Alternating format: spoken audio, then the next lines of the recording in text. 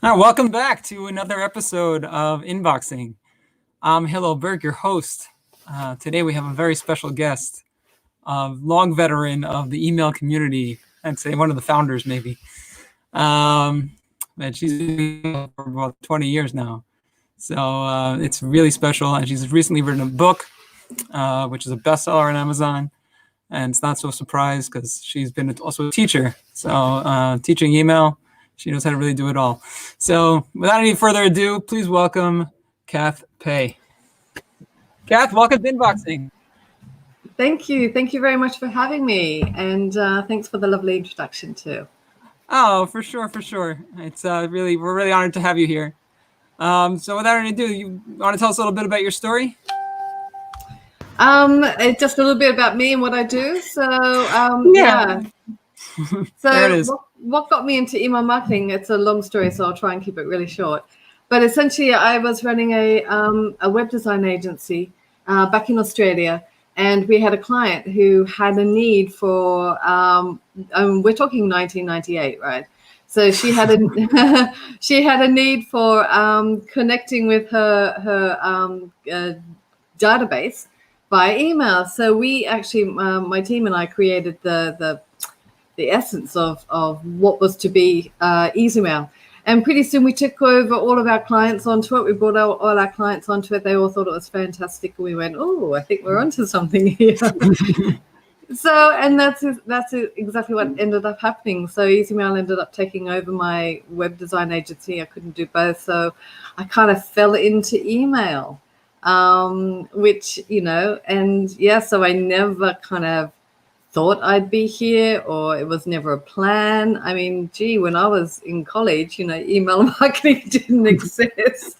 So it was just something that happened, and it was very fortuitous. And I just absolutely adore email still. Even after 22 plus years, I am still in love with what it has to offer the consumers, what it has to offer the marketers and the brands, and and it's changing enough for me to actually still be thrilled by it, still go, oh, there's something else happening, and sometimes it's not even a tech change, right? It's not even a new innovation or anything.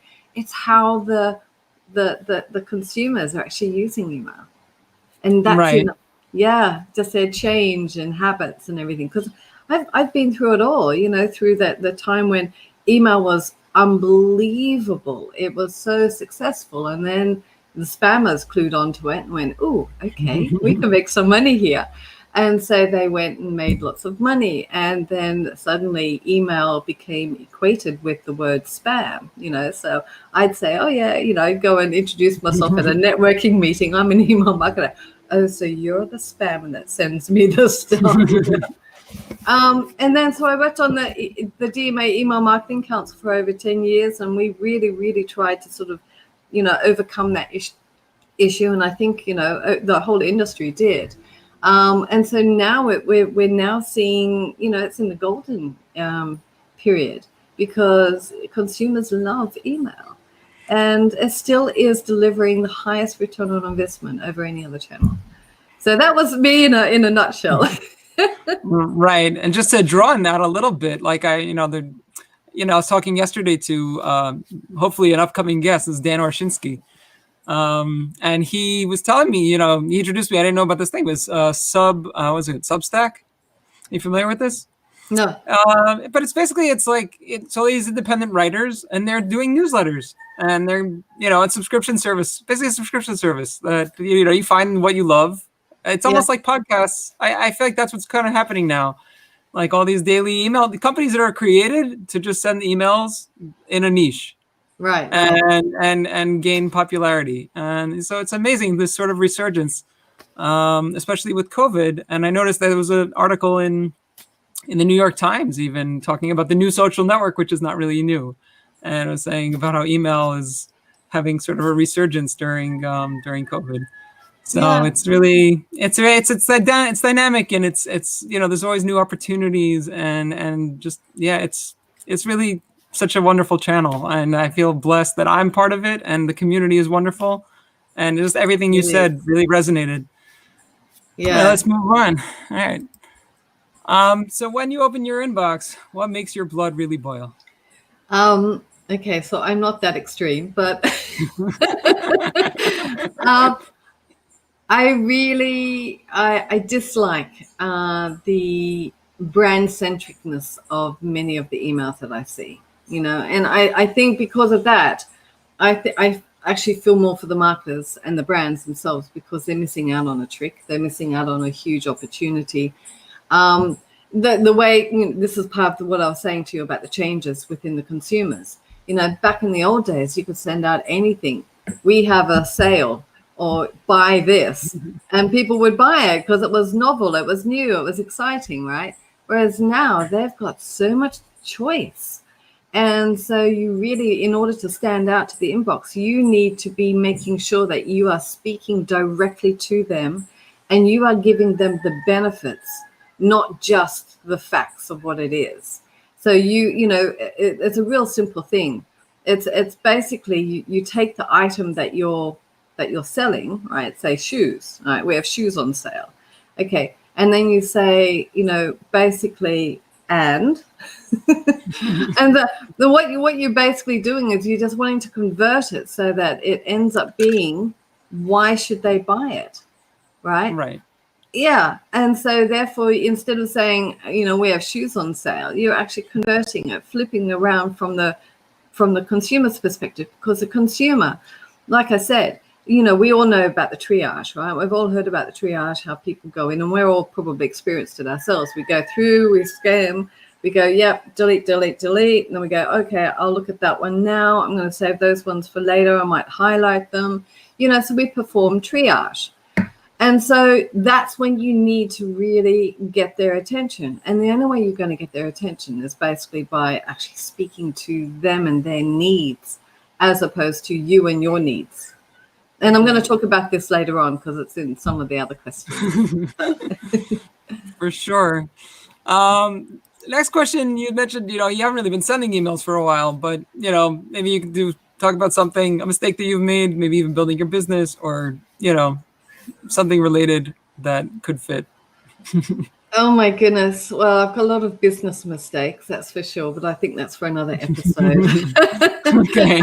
Maybe if anyone wants to set up consultancy and they want some advice or what not to do, not advice, but what not to do, I'm the person to contact. But I guess one of the biggest mistakes I've seen, and it was with a client. So I was doing an audit for this new client, and I'm checking out what it is that they've been doing. And I was really excited to see that they've been doing some testing. So that's fantastic. As I delved in more, I realized that they were testing everything just using the open metric. All right. Open metric. And they were then optimizing their results based on that. And then you go and look at, and they were recording all the other data too, by the way. Right. So they had it all at hand for me to go in and do some calculations and all this sort of stuff. And then I said, okay, so basically, you chose, in fact, the loser in revenue, and you've been optimizing for the loser in revenue, the winner in opens, but the loser in revenue. And you have lost X amount of money over this period, right? Now, that's not to say that open metric isn't good to use at some stage, right? Particularly if you're a publisher and that's what you're rewarded on. Or in one case, I've written a case study on this. One of our clients had a really bad deliverability problem. And so we were just basically going, well, we need the ISPs to like us. So we need to be focusing on the opens. Once we get up to a good place, then we're going to convert, and we'll be focusing on the conversions, right, as being our success metrics. So there are times and places for it. But so that was a huge learning mistake for them. Opportunity. For sure. Yeah, it just touches on that point that like open rate is overused. And we've talked, I think when I talked to Nikki Elbaz, that came up about when we talked about like the 5 things. Just like the open metric is a good metric, but it's just one piece of a big puzzle. Yeah. And that's exactly it. Like you have to really see like what is going on, if especially just, to get someone to open the email, okay, you're testing the subject line, but are you testing the copy? Are you testing the rest of it? Yes. And seeing what's really bringing the click and the result that you want. Yes. That's exactly, that's what it's all about.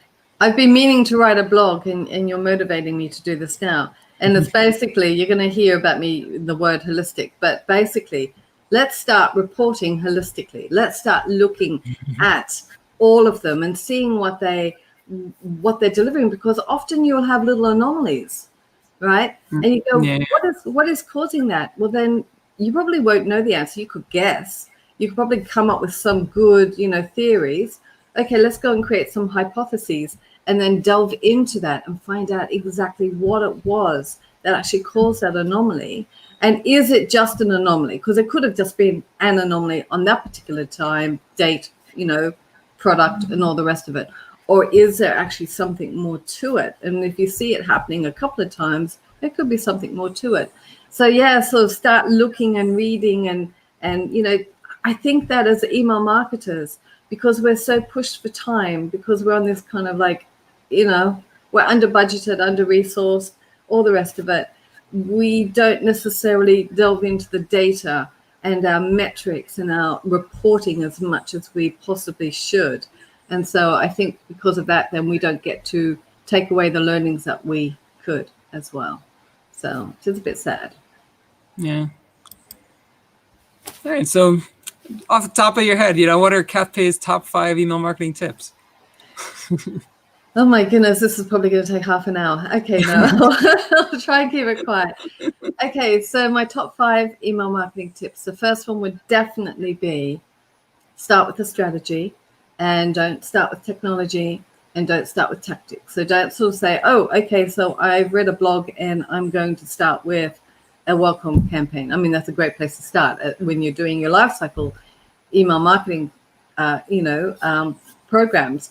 But what you need to do is you need to ensure that everything else is going to be tying up. And so that way you actually include that in as a tactic in your strategy, but don't just go off and do it as a standalone island. It needs to be connected and, sort of working all as one to create that lovely customer experience for your customers, right? It needs to all be tied in together. So you need to have an overarching strategy for your email marketing program. And the reason why not to start with technology is technology, again, fantastic. It gives you lots of ideas. You go, oh, we can do that. Look at that new feature. Fantastic. Again, just do the same thing. Slot it in, but only then if it actually helps you to achieve your objectives.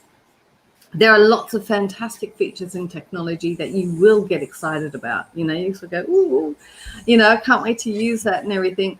But if you actually create your strategy, you might end up saying, actually, it has no place in my strategy because it's not going to help us to do anything apart from give me a bit of a fun time setting something up and seeing if it works. You know what I mean? So that's one thing. Start with your strategy. Second one would be helpful marketing, which is what I was referring to earlier. So helpful marketing is really just changing your mindset, but more than that, changing your messaging, your design, your everything, your strategy, everything. So that helpful marketing is underlying your entire strategy. And helpful marketing, in essence, is just simply if we can understand that our customers are on our list for a reason. They've signed up because they want our product, because they like our brand, because they like our blog post, whatever the story is, right? So they've signed up for a reason. And what we need to do is ensure that we are actually delivering to their needs. If we can help them to achieve their objective, then we by default achieve ours. It's really, really simple. As opposed to what most of us do is I've got to sell product, so I'm going to push out my message and say we've got, so it's going into that. Because we are a push channel, and the fact that we're a push channel, it's really easy for us just to push out our messages. It's actually, it's obvious. But I think that's the problem and that's why we get a lot of fatigue, email fatigue and everything, because we're just pushing out our buy, or sell messages rather than actually sort of going, why did our customers sign up? And then sometimes it's just as simple as changing it, like I said, benefits rather than features. It's about wording it. It's about, using that personalization. And then the helpfulness really comes through because we're focusing on the customer instead of focusing on us. And it's just the same as, you sort of, seriously, it's just the way I picture it is I've got two sides of the same coin, right? We've got our goals or our objectives, and we've got the customer's objectives. If they achieve theirs, right, we achieve ours because it's the same thing. And all we have to do is walk around the other side, take them by the hand and say, how can I help you today? Right? That's it. Really, really simple. So that's helpful marketing. Another one would be, of course, split testing, A/B split testing, but doing it scientifically, using a hypothesis, really drilling into the results, putting out what the actual result was, and then putting in your recommendations, testing it multiple times, using the same hypothesis so that you aren't just, finding out it was an anomaly, and that you have got statistically confident assuredness about, the results. And then putting those findings, particularly if you're doing things about motivations, so your consumer's motivations, your consumer is going to be, they've got the same motivations, whether they're reacting by email or landing page or search or social, right? They want to buy a product, or, they're interested in downloading a white paper, whatever. So they've got the same motivations because they're the same humans, regardless of what channel that they're using. So start to sort of use your email testing platform as being I'm sorry. Insurance sales, always. So start using that as your basis for your testing, and then you can roll out the results to all of your other channels and for them to continue and keep on developing and refining that. But it's testing via email is incredibly cost effective. It's very efficient and all the rest of it. So again, I can talk about this because I'm very passionate about that, but I'll stop there. Okay, so email, what else was there? I have got growing your list is another thing which I think is absolutely essential, because without a list, you've got no one to mail to. So growing your list is really essential. And I think that there's a lot of missed opportunities with marketers. And that, again, a lot of the things that I'm coming up and saying, I'm holding the email marketers blameless for many of them, right? It's because of the constrictions. It's because of the current, it's in this case, marketing directors. Yeah, it's because because, of the latter. Yeah, often it is, and we've done surveys on this. And the website team own the email subscribe form. And that's why it's put at the bottom, because it doesn't help to serve them and their objectives at all. So they're deprioritizing it. Whereas, of course, email team are in charge of growing the database, but they've not been given the tools to grow the database. The main tool being the form on the website, right? And also the form in the e-commerce shopping cart as well. They don't own that either. So it's really, really funny. They're given that as their remit. That's their KPI. And that's one of their key ones, is growth of the database, but they don't have any ownership over it. So it's completely bonkers. So, try and look for, if you don't have ownership over it, then you have to be really smart. Buddy up with them, see if you can actually, team up, explain, hey, I can help you, you help me, I'll help you. But also there's lots of different ways of doing it as well. And just make sure you go through the entire customer journey, go through the website, try and make them as personalized as possible. You've got wonderful exit intent, popovers, everything like that. So that's a really, really, key one as far as I'm concerned. And then basically, lifecycle marketing. I adore lifecycle marketing. And that is because it, seriously, if you set it up well, and I don't mean set and forget, right? I'm meaning set and continually optimize and nurture. And for that reason, you also want to be having the sort of like permanent A/B split streams within your A/B testing, within your marketing automation programs, so that they're continually optimizing. And, you know, once it becomes statistically significant as far as volume goes, you take your learning, start up a new hypothesis, go again. But the actual life cycle messages themselves, they can bring in, I've got one client, they're bringing in over 50% of the revenue, even though they're just a fraction of the volume. These guys work a treat.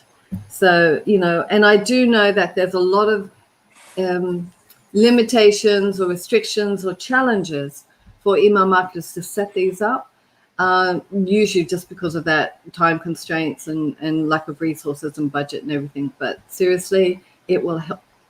Sorry, it will help you in the long run or even in the short run. So it's well worth doing it. And one of the things I always say, because I know how, you know, challenging they can be to set up, just start small. If you're going to do a welcome program, don't wait until you've got your 5 email welcome program. Put in number 1 and then go in, you know what I mean? And you can be testing and optimizing as you put in number 2 and number 3 and number 4 and then number 5, right? So by the time you've got 5 in, you've actually got some learnings along the way and you've been refining and optimizing, rather than having nothing in place until it actually is set up, you know? So yeah, just start small. So they're my 5 ones, I think. Yeah, that was good. Just you know, that last one, start small. It's really a life tip.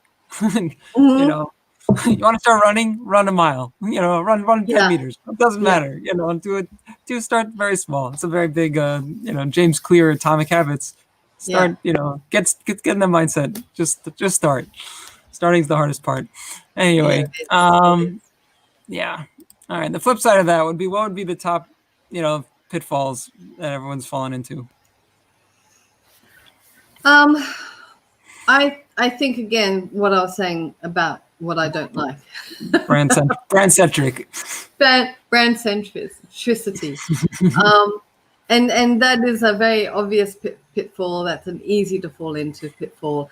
And again, it's a case of we do talk about it the last couple of years. You know, people are talking about being more customer centric, and I've been talking about customer experience now for about 8-9 years. So, and that's all part of it, right? So you can't give a good customer experience if it's all about you. It's like having a conversation with someone. You know, are you going to have a great conversation if I'm the only one that's talking and I'm only talking about me and my needs and what I've done and everything like that? It's not going to happen, is it? So you're not going to have a good experience. So, you know, it's a natural thing with the customer experience. And I think we just need to become more customer centric, less brand centric. But and I understand that makes people fearful. But at the same time, if you go back to the basic logic again of what I was saying with helpful marketing, you take care of their needs and they'll take care of you. It's just the way it is. So I think that's the one of the big things. I think another one would be what I referred to earlier too, about starting off with tech. I see that in probably 80% of the cases. You know, I see that a company won't put a strategy in place until they've got the technical platform in place. And I'm like, you're going about it the wrong way. You create a strategy based upon your business goals and your business objectives. Then you create the marketing strategy. Then you create the, you know, so basically what they're doing is they're saying, okay, we're going to choose the tool, and then we're going to create our strategy based on the tool. It's like, that's just totally backwards. And like I said, I see that all too often. And then it doesn't have to be as extreme as that, but like I said, someone will see a nice tool, a nice feature, and they say, oh yeah, I must have that, or they read a good case study and everything like that. And I mean, I think to a certain degree, again, I'm not blaming marketers too. It's really weird. It's because what's happened is that in our industry, aside from a few, you know, independent consultants and agency people such as myself who are, you know, I'm agnostic as far as technology goes. And so I, I try to educate as best I can from an agnostic perspective, from a more strategic perspective, right? But the market, and is just filled with articles and how-tos and everything by the vendors. And these guys have taken it upon themselves, and I'm not saying they're doing it just for the goodwill of the marketers. They're obviously wanting to educate so that they can, sell and Can offer their tool. Yeah, obviously. And so, and that's fine. But it's at the point where it's the majority of information that's coming out, as opposed to the majority of the information being more educational and more, less biased, shall we say. And so less technical or less, tool oriented. And so, and I'm not blaming the ESPs for doing that. I mean, when I was an ESP, I did the same thing. It's logical. Of course, you're going to do that. So I'm not saying that that's the bad thing. I'm just saying that it's just turned out that most of the marketers get their knowledge from vendors, and vendors lead with technology. Therefore, the outcome is that marketers are now leading with technology because of that. Does that all make sense? I think so. I think it came across. Okay. All right. So how do you think email is changing, or even has changed in the last, let's say, 2-3 years? And then, and over the next 12 months, what do you think is going to happen? Wow. Okay. Yeah, well, like I said, in the last 3 years, it has changed. I mean, we always come out as a whole bunch of us will come up with our predictions for the next year and everything like that. And some of them have been frustrating because we haven't seen them taken up. Like one of them was, there was one year, many years ago, when we all said, dynamic content, that's what's going to take off. And dynamic content essentially didn't really take off. The want to do the personalization did, but use of dynamic content didn't. They were still doing manual segmentations and everything to achieve a similar effect. Yeah, and that's ended up being, I believe, because dynamic content and how it was didn't give them that confidence of knowing that the right message was going to the right person. Yeah, and also the results were harder to read as well. So, so we don't always get it right, but, that was happening, and that was all about personalization. Personalization comes under the guise of segmentation, targeting, dynamic content. Now we've got all the one-to-one personalizations, we've got AI, all that kind of stuff. So, personalization's a pretty big player there. And you'll see that come up every year for sure, because we're still not there. I think in the next year, well, I hope in the next year, email marketers in particular, but marketers in general too, I guess, are very much going to be positioned and ready to be nimble, to be understanding the changes in society, understanding the changes in their consumer, understanding the changes in their customer data and their customers' buying habits and shopping habits and all the rest of it, and making changes accordingly. And to do that, of course, you need to be looking at your own data and understanding your own customers and all the rest of it, and reading everything in the news, but also attending webinars, reading as many blogs as you can, books, all the rest of it, to really give you that overall, so that you're not getting that micro perspective from just your vision, that you're also understanding, because then that's also going to give you potential ideas of what's going to happen next. So you may not be facing it at this particular time, but someone else is facing something now, and you go, okay, we're going to, if this happens, then we're poised and ready to deal with it if it happens. So I think it's really just about marketers being flexible and nimble, nothing really to do with email marketing, except for on the basis that email marketing has now become one of the most depended on, channels and tools within the pandemic. So, and at the moment, we don't know what's going to happen. We really don't, as far as the vaccines and the country's going to be traveling again. Is everything going to be back to normal by Q3, Q4?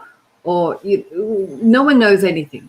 So be prepared for the unexpected. That's all I can say. And I would love to be able to give you some more specific advice. But yeah, I think that would take too long. But so that was pretty good. I wonder what you think about. I mean, I've noticed, and we talked about this with a few other guests, video in email marketing. yeah, I feel like that's like starting to take off more. yeah, for sure. See, the thing is, right? Video in itself is a fantastic medium. Video is when you think from a perspective of it's how people learn. People learn visually, people learn orally, or there could be kinesthetic learners. So what that simply means is that they like to type and make notes and all that kind of stuff, right? So I'm a cross between a kinesthetic and also a visual. So I like to see things. I like to read. I'm not very good with the oral. Seriously, you tell me something and I'll forget something. Whereas if I read it, I'll remember it. So that, if you think about video is all three, right? People have the power to pause, write notes, fast forward, backtrack, and everything like that. You've got the visual, you've got the, the audible, all the rest of it. So it's a fantastic medium, and it is a great way for people to be learning and being engaged with. Email, put that tied in with it. It's a great match, but it's the same. It's serving the same purpose, really, like with social, right? So Facebook, Twitter, LinkedIn, how do they communicate with you? They use email, don't they? They let you know you've had some likes. They let you know. So they're using email. So it's the same. So video is still reliant upon, if you put a video up there, if you put on YouTube, people will find it for sure. But, if you've just got a video sitting on your website, you need some sort of, traffic driven. So you either go and pay a lot of money with PPC or something, or else much more cost effective way is using email. So yes, video, but then I think you might have also been referring specifically to video playing in email, or you're just saying promoting video through email, whether it's... Yeah, and I'm saying not necessarily. Like I know, videos don't play in email generally. And you can't rely on email playing in an email. In my own email marketing, I always connect it to, where they can watch it. It's always a link, but it looks like it might play in your video. But I was really talking about there's some companies that popped up, Bonjour, I don't know the names of other ones, but they're like basically getting companies, make it easy for marketers to just like make a, like a quick video. And somehow I'm not really sure exactly how it works, but I know it's like something that's gaining traction. And recently I know a client of mine has used something like that for non-for-profit, where they were able to make thank you videos, and that like somehow when they made the video, it triggered, I think maybe they made the video in the platform, and then it triggered, like the platform knew they got a donation, and then and he got the information and like recorded a quick video. Thank you so much, so-and-so. And then it went into a template and, and sent back to the person who just made the donation. Yeah. I mean, there's some great things out there. There's a few providers like LiveClicker, iMail. These guys actually enable you to have your video playing. But of course, we couldn't be playing this in the email. You wouldn't want to play this in the email. It's going to be too long. And and email is because it is that push channel, means that messages are coming in continually, and so they might easily get distracted, jump off, don't listen to the rest of it. So that's why a lot of the times you only want a very short video in the email, just enough to whet their appetite, still take them over to where the actual email, the video is on a landing page, because you're on a pull channel now. So it's a lot quieter, and you can concentrate, and so basically your needs are met, and so are the consumers. So you've got that factor, and then it was interesting that you were saying about that about the not-for-profit one, because I've actually, in my years and years of teaching, I've come across some fantastic examples, and it never really took off. And I think it's because of the expense. Because again, email is still, even though it's like the highest return on investment channel, it's still under budgeted, right? But some of these examples were phenomenal, and they actually can personalize in the email.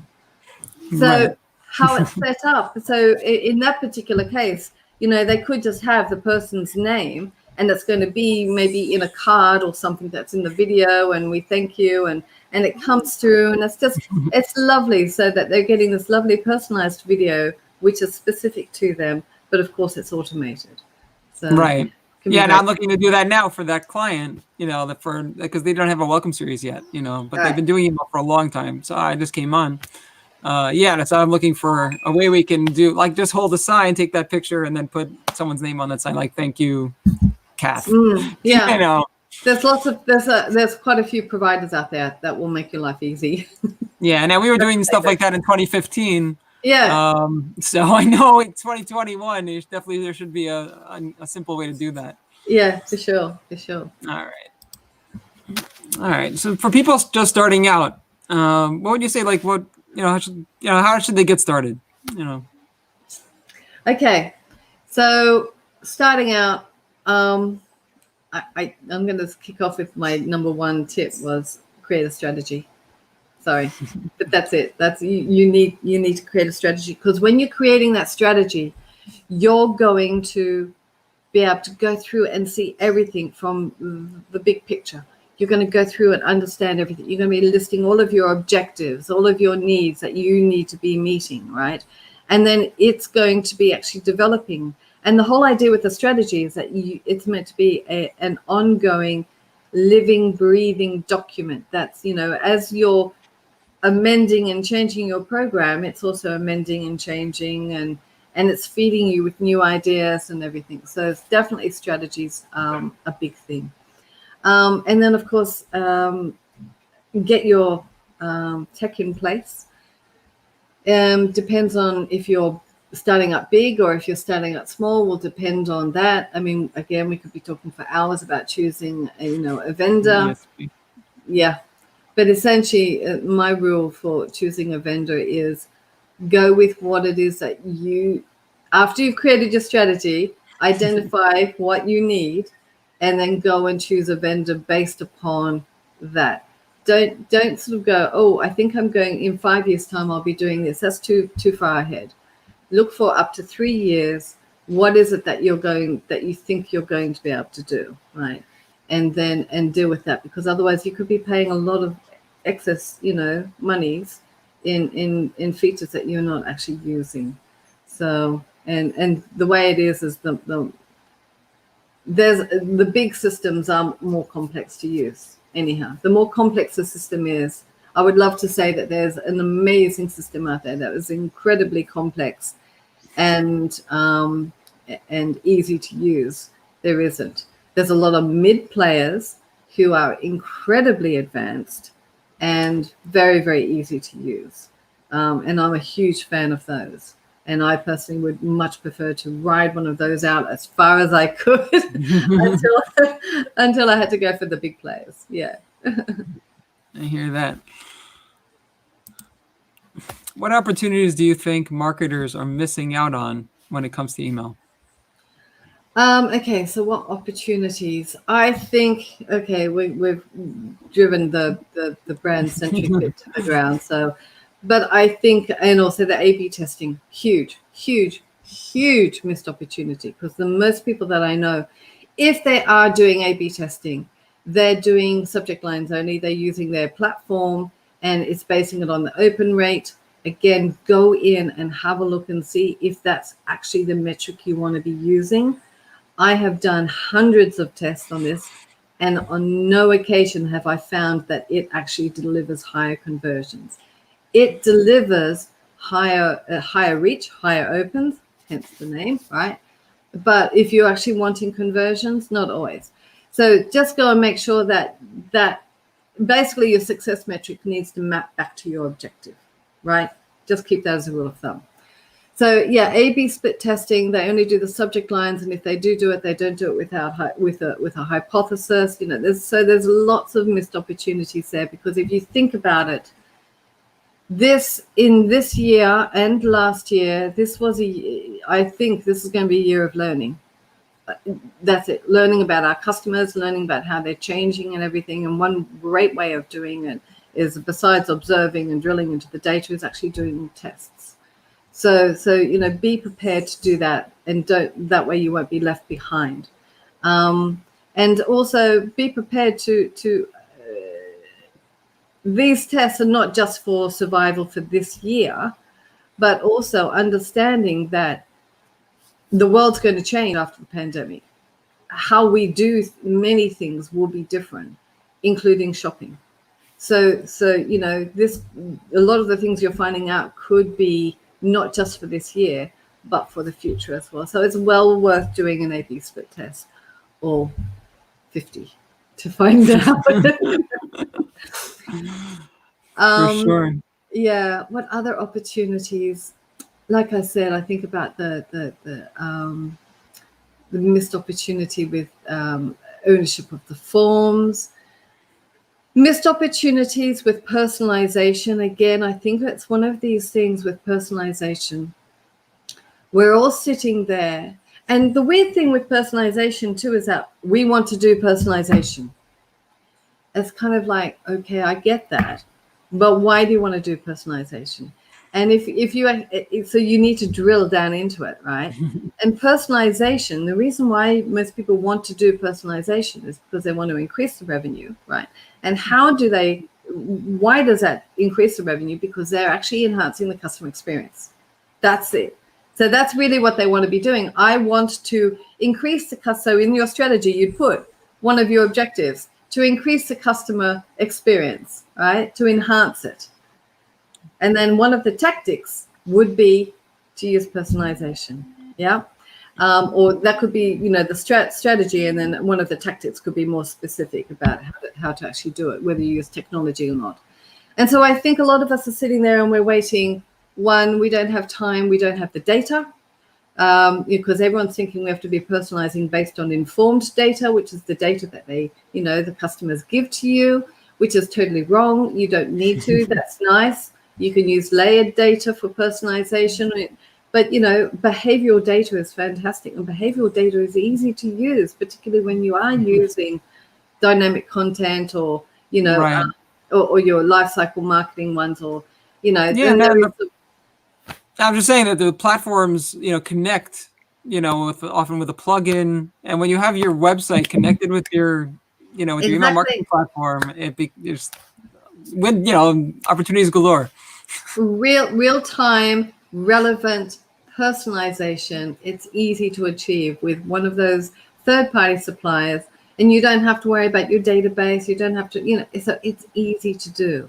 So again, I think that is a huge missed out opportunity, because they think it's in the too hard basket. We want to do it, but we can't, you know. And I think there are simple, again, start out small. And the thing that I do a lot with my customers is to help them to build business cases. And so the business case here would be, okay, let's go and do some more manual type of small little bits of personalization, and see if it actually delivers the return on investment. See if it gives you an uplift.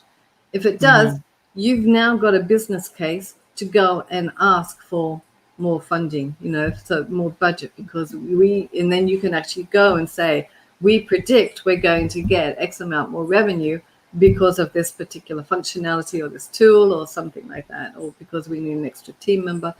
So it'll always, you know, fall back on those business cases, and it just means you need you to do a bit of testing and, you know, a bit of dedication. And again, that's investment of your time and effort, but it will pay off. All right. Okay, you're a recent author. I can't say the same. So what got you to write a book? Okay, so yeah, so in all my years of email marketing, so about 10, 12 years ago, I became a consultant. And I was one of the first consultants out there, so it was a fun thing. It was because I was one of the first ones. I was really busy and everything, but one of the things I loved to do most of all was was actually teaching. Because the reason why I became a consultant was because I've got a real heart for the marketer. So with everything, all the hundreds and hundreds and hundreds of marketers that I've taught over the years, with all the forums that I belong to, with all the pub discussions that I've had, and conferences I've attended and everything, I realized that there still is a lot to learn, that there's still a lot that's not being addressed within the industry. And some of it that is out there is, I think, I would call misinformation as well. So I think from my perspective, I wanted to do a bit of correction on some of that. A lot of them are sort of old, bad, archaic sort of best practices, which are no longer best practices, but they're still touted as being best practices, and they can be very, very destructive, actually, to the marketers. So so basically, I wrote it for the marketers, just trying to sort of have a more permanent stamp, rather than just sort of writing blogs and everything, because I do write a lot of blogs, but I don't know, it just sort of seemed more official. So it wasn't.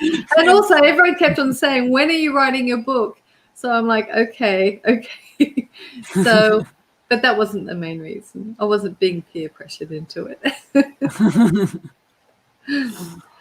Yeah. Okay. So All right. So going on that, so why is everything holistic? What's this holistic? Everything's holistic. What is that all about? Yeah. So back when I was sitting there one time with my then business partner, Tamara Gielan, and I said to her, I'm so frustrated. I'm so frustrated with everyone talking about multi-channel and omni-channel because it's so brand centric. I'm a big believer in naming things well, right? So if we're doing, for me, a welcome program in a life cycle marketing, in your life cycle marketing program, a welcome series would actually be called a first purchase program, because your main aim isn't just to welcome them. That's one of the, offsides, right? So you will be welcoming them. It's a natural thing to do. But the main thing you want to do there is, to be selling to them, is to get them to make their first purchase. So and then you have a first purchase and second purchase and all the rest of it. So the reason why, because it helps you to stay focused on what the objective is. So basically you're putting the objective of the email, right? So if we go back to the multi channel and the omni-channel, is there such a thing as omni-channel? But anyhow, they like to tout it. Those names, they're very brand centric, aren't they? They're about how we as marketers can make the channels work together.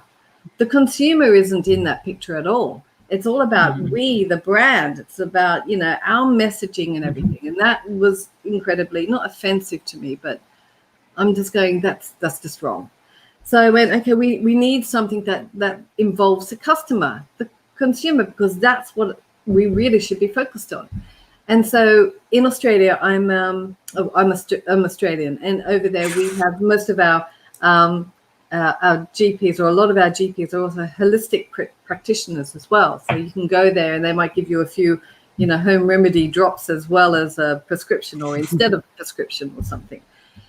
So I'm very au fait with, the whole holistic approach. And I went, that's really what we want to be doing. We want to be looking at the channels holistically. We want to see where email fits in within the customer journey. We want to be focusing on the customer, looking at them and looking at their needs. And, so it all came together, and I just went, that's the phrase that we need. That's the terminology. And so therefore I created the holistic email marketing philosophy.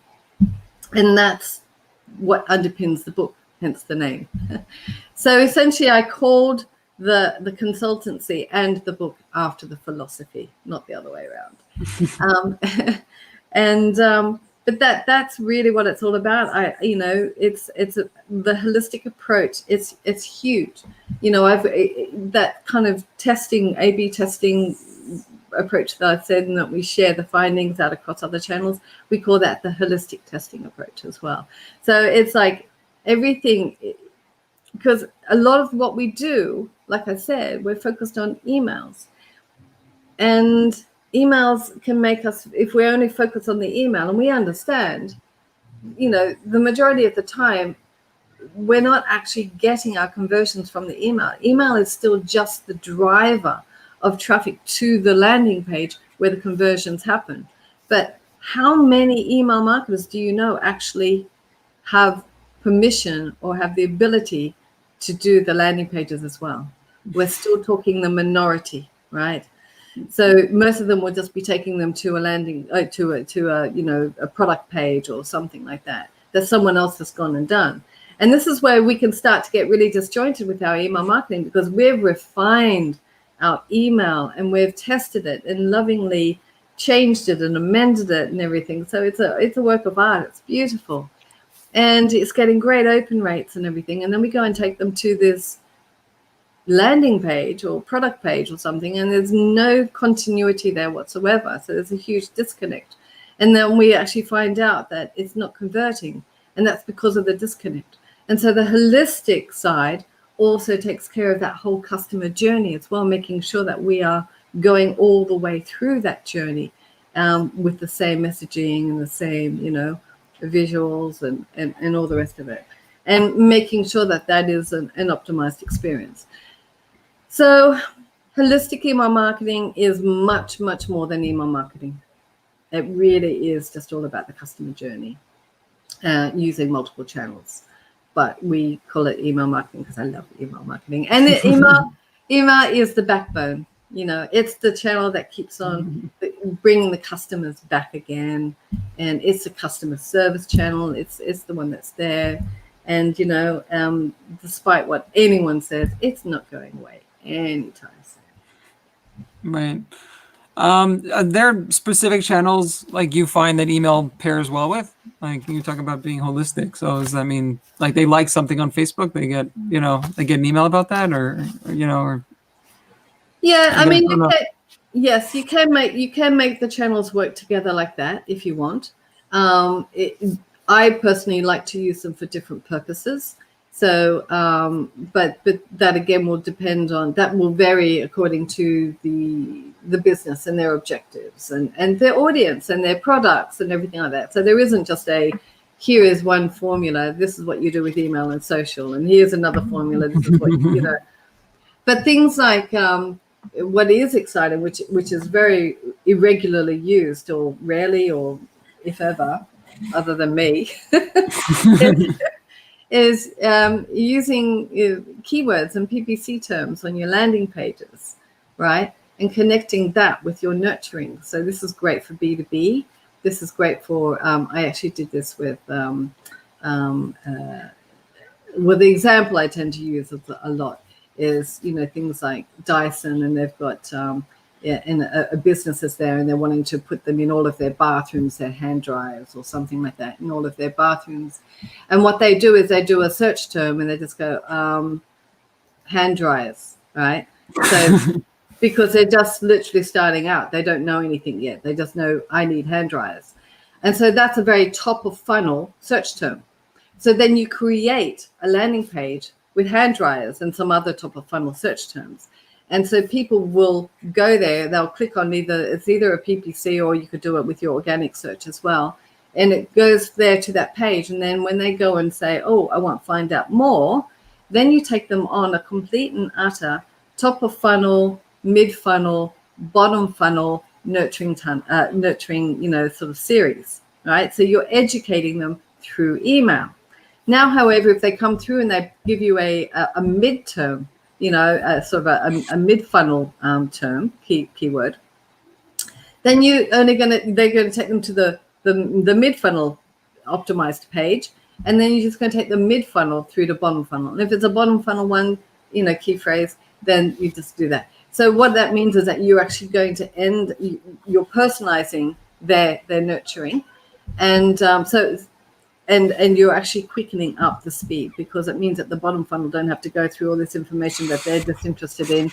They just want to get to this. They want to see how it works. They want, they've got different needs to those at the top of the funnel, right? Because top of the funnel is just at the beginning of the journey. So things like that that is A holistic. a good way of doing it. Okay. All right. What are your favorite brands? Like who's doing the Yeah. stuff that you're talking about? Okay, so a brand that I do like is Soak and Sleep. And I like that from the perspective of exactly what I was saying. And actually, Printerpix, one of my clients, they also do it as well. It's just lovely. They have the email and then they build a dedicated landing page for it. And so there's no disconnect. They're using the same imagery, the same offer, the same wording, the same colors and everything like that. So you do not get to the landing page and say, what am I doing here again? You know, you've had that experience, right? You click on an email, you get to a landing page and you just go, I can't remember why I'm here, because there's nothing there that carries over. So they do a great job with that. And another one is Secret Escapes. I've been huge admirers of theirs, and they've actually been a client too. And they are doing using AI and doing a one-to-one personalization on their emails, but also varying it up, differing it, so that you've also got some surprise and delight ones. You've also got some lovely, they'll be doing it so that you've got just a regular newsletter, and they might actually then just be sticking in number 1 or number 2 position, maybe a holiday that you've looked at recently. But they don't do it as an official browse abandonment email. They've got those ones, but they're more date oriented. But this is just, so it's a bit of a, I was looking at that. Yeah, I got called away. Oh, yeah, I'll go and click on that again. You know what I mean? So incredibly effective, really, really nice. So I think probably sounds like I'm really hard to impress because I don't have a huge list of them. There are lots of brands that are doing a decent job. There's a lot of brands that I know, because they're ones that I'm working with at the moment. They're going to be doing a phenomenal job at the end of the day, but it's still going to take a while. A lot of it. It's and the bigger they are, the longer it takes as well. Oh, for sure. Who are the big brands that you feel are doing a horrible job? Oh, I'm not going to say that. What? And then you want me to say? It's like, who's on your wall of shame? You really suck at it, so call me, okay? Because you need my help. I'm not going to do that.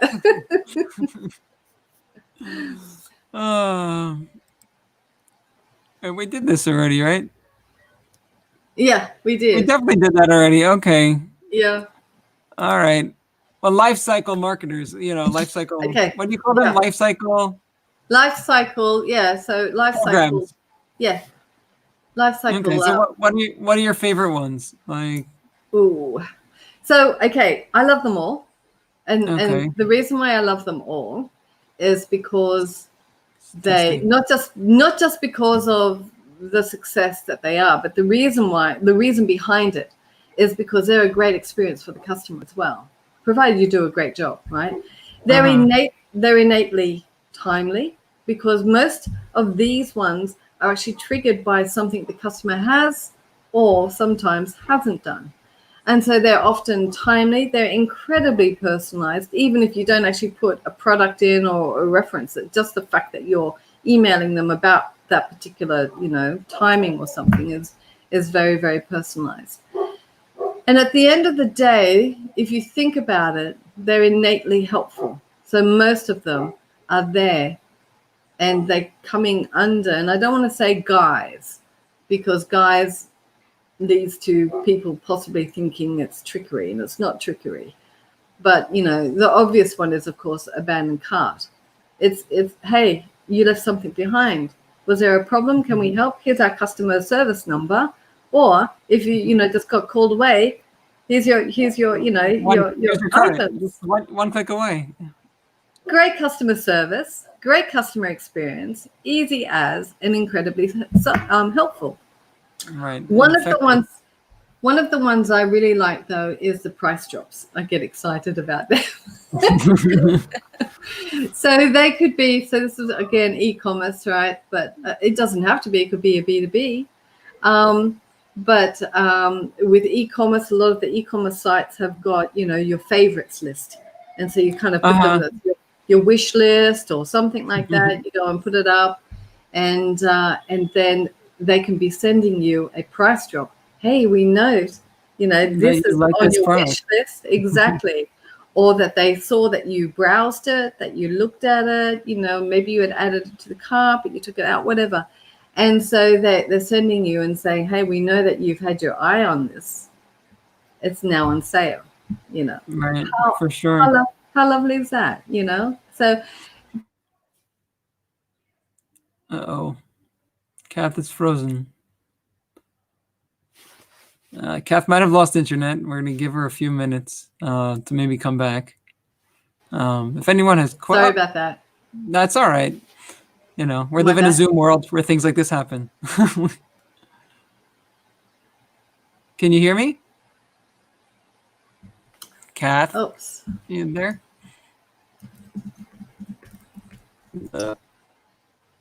Kath? Oh, not yet. Not yet? Kath, can you hear me? Kath? Kath? Kath? Kath? Kath? Kath? Oh, I'm so sorry about that. That was my internet.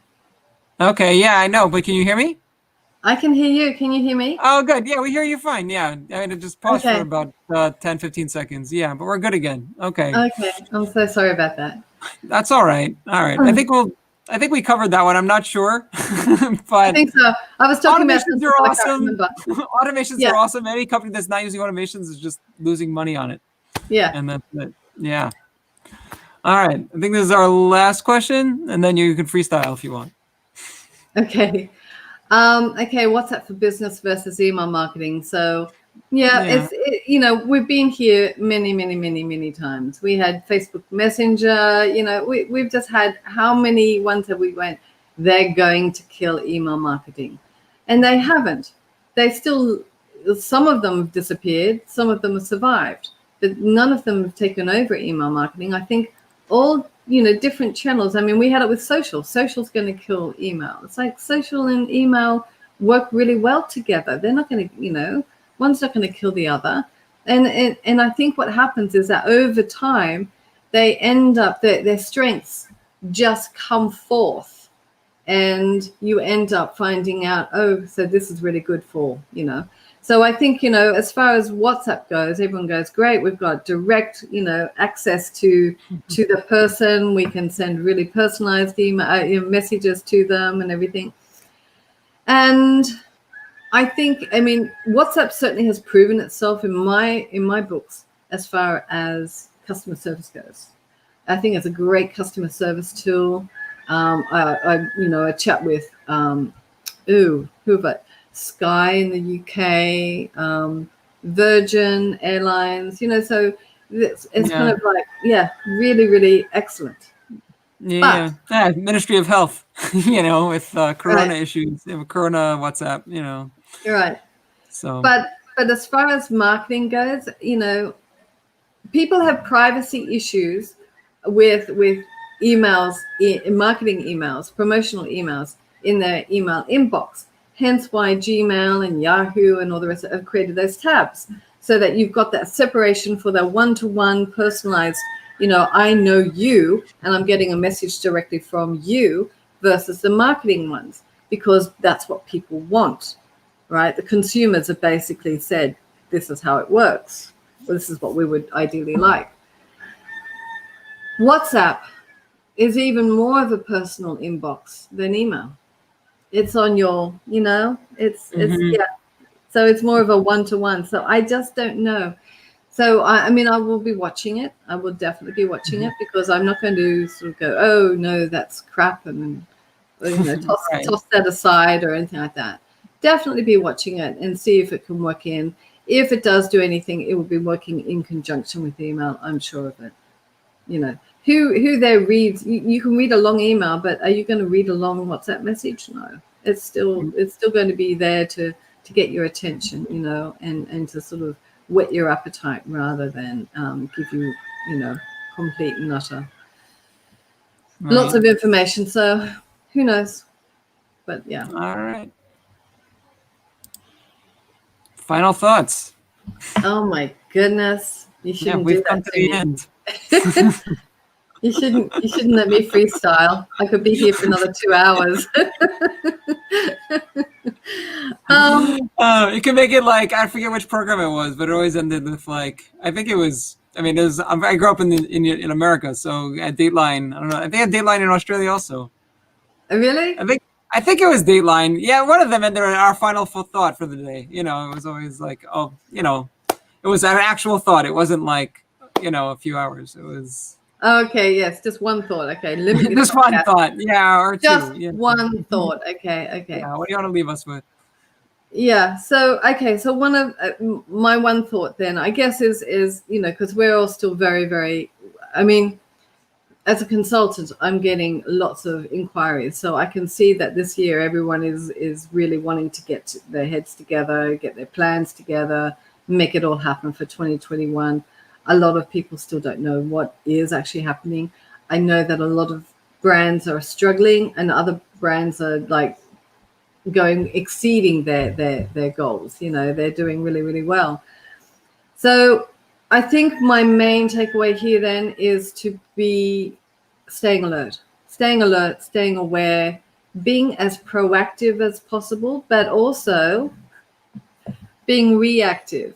So being reactive, and that just means being poised and being agile. So I think that, that's basically what I'm telling for, most of my clients.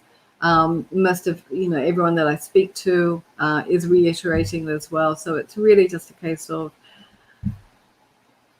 stay informed. Yeah. And agile, ready to act. Okay. So, yeah. Kath Pay, thank you so much for joining us this week. And please, keep in touch. And we'll see you hopefully. Amazing. Thanks so much, Hillel. Thanks for having me. Bye. Yeah, for sure. Bye-bye. All right, and that's our episode for tonight. Thank you to Kath Pay again for really an amazing episode. Thanks for the producers of this episode. And just a good night to everybody. This has been Inboxing episode 5. You can find us on all your favorite, Stitcher, Apple Podcast, Spotify, wherever you listen to your podcast. Well, you can find us there. And if you enjoyed the episode, please subscribe and rate us.